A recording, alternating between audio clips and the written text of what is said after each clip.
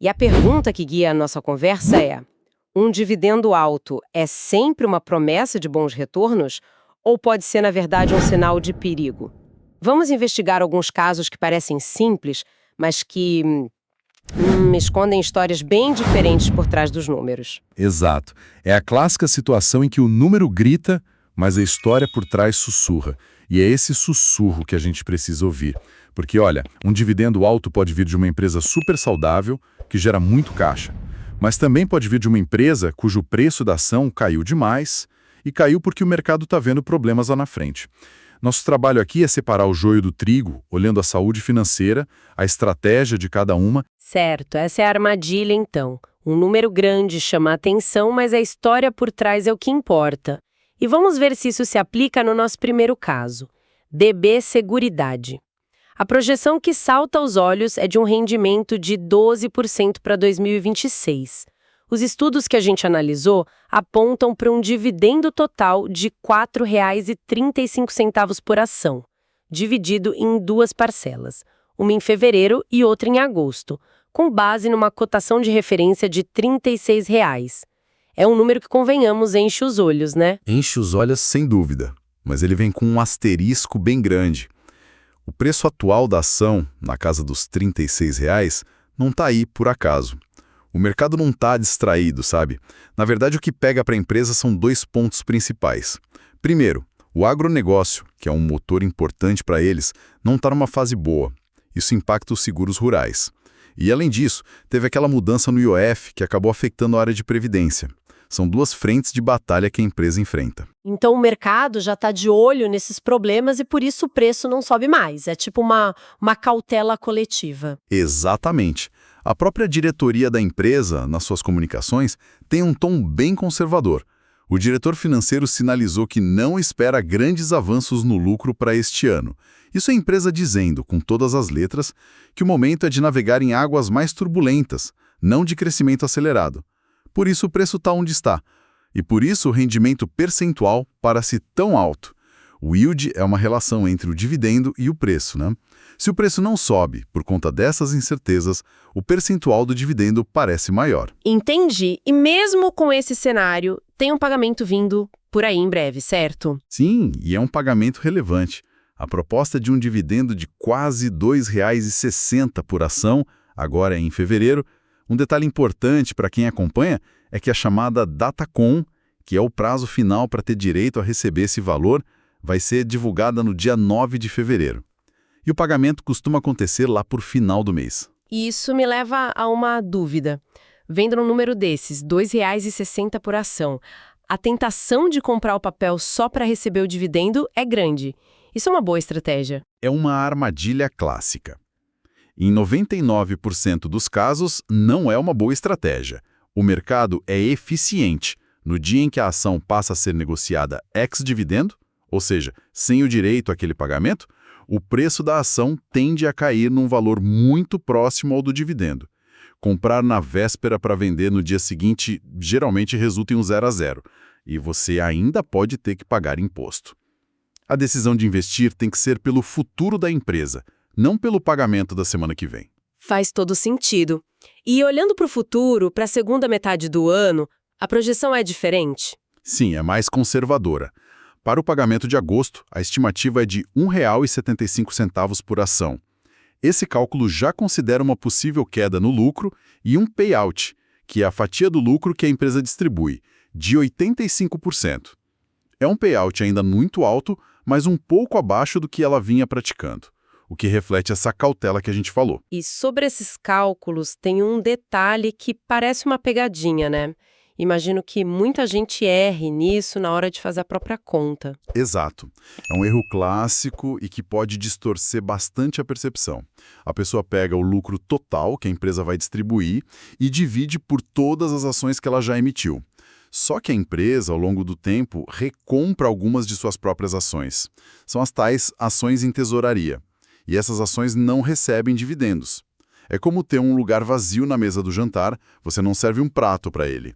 Se você não tirar essas ações vazias da conta, o valor do dividendo por ação parece menor do que ele realmente é para o acionista. Ok, então o cenário atual tem seus desafios, a conta tem seus truques. Mas um dos estudos que a gente reuniu propõe um contraponto fascinante, quase uma estratégia de defesa para o investidor. Ele projeta um cenário de longo prazo até 2033. E aí que a conversa muda de figura. Essa simulação é poderosa. Ela parte de premissas bem conservadoras, tá? Imagina uma queda de 20% nos dividendos em 2027, por qualquer cenário adverso, e depois um crescimento modesto de 6% ao ano. Mesmo nesse cenário pessimista, se o investidor simplesmente pegar todos os dividendos que recebe e comprar mais ações da própria empresa, até 2033, ele poderia quase dobrar a quantidade de ações que possui. Dobrar a quantidade de ações apenas com reinvestimento. Isso parece muito impactante.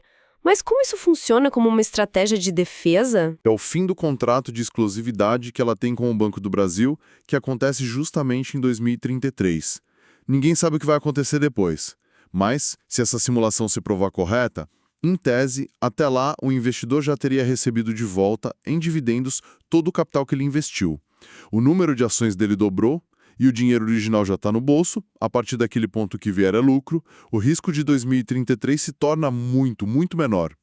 É o poder dos juros compostos trabalhando para mitigar o risco do negócio.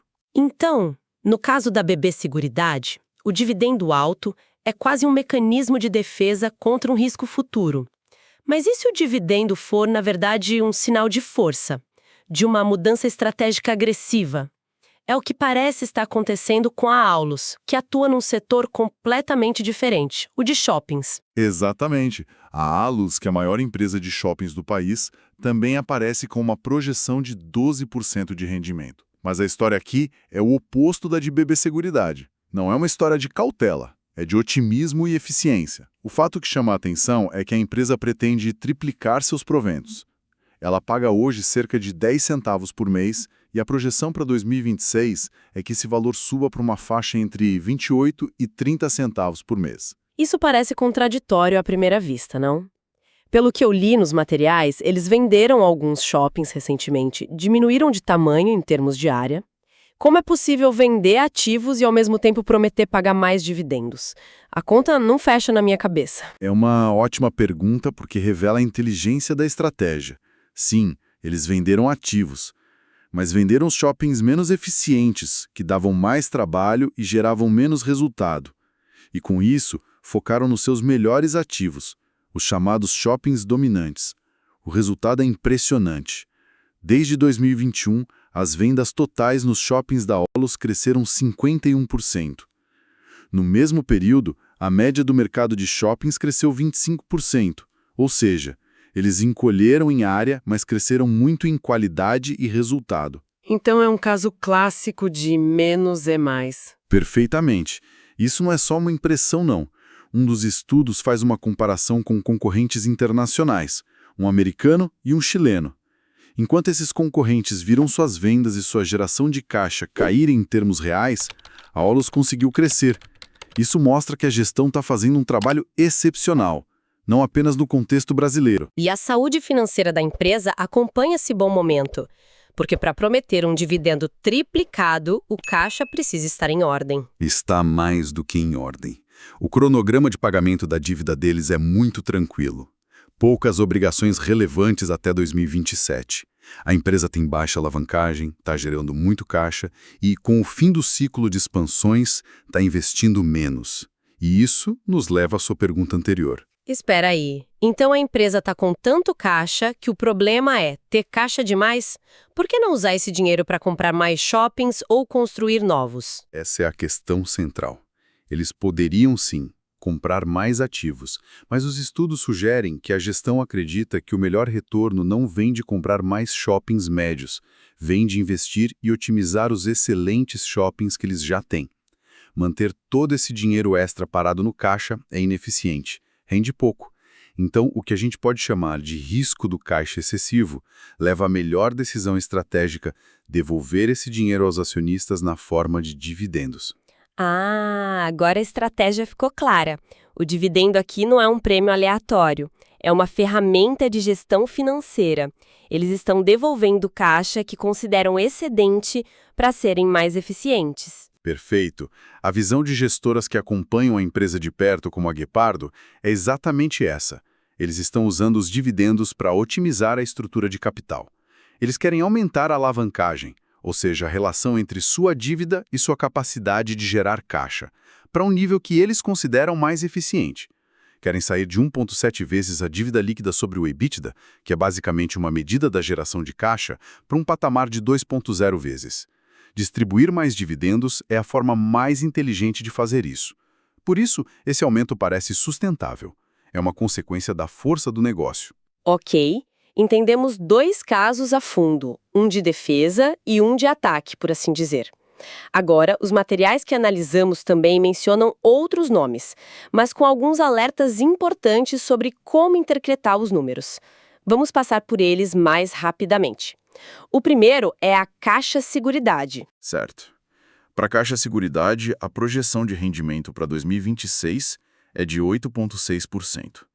Um ponto positivo dela é a previsibilidade do fluxo, já que ela paga dividendos trimestralmente, em janeiro, abril, agosto e novembro.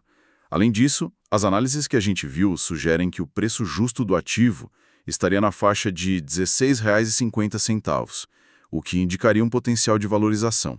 Agora, tem um caso que parece uma verdadeira pegadinha: Itaú e Itaúsa.